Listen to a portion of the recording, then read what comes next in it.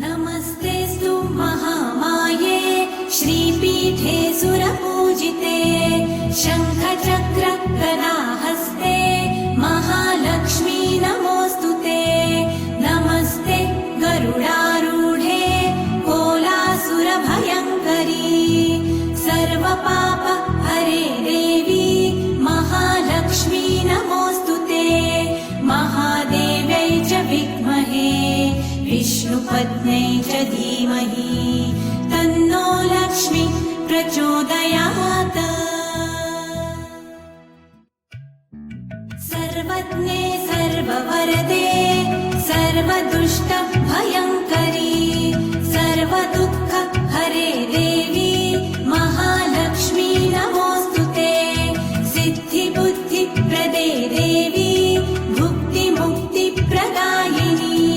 मन्त्रमूर्ते सदा देवी महालक्ष्मी नमोऽस्तुते। महादेव्यै च विद्महे विष्णुपत्न्यै च धीमहि तन्नो लक्ष्मी प्रचोदयात्।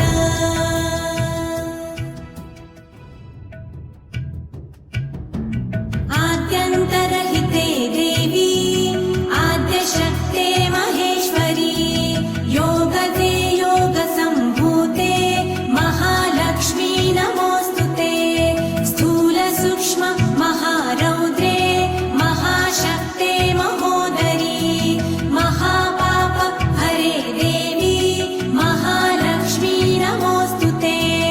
महादेव्यै च विद्महे विष्णुपत्न्यै च धीमहि तन्नो लक्ष्मी प्रचोदयात्।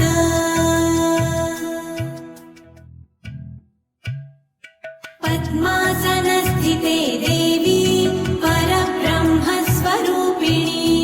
परमेशी जगन्मातर् महालक्ष्मी नमोऽस्तुते।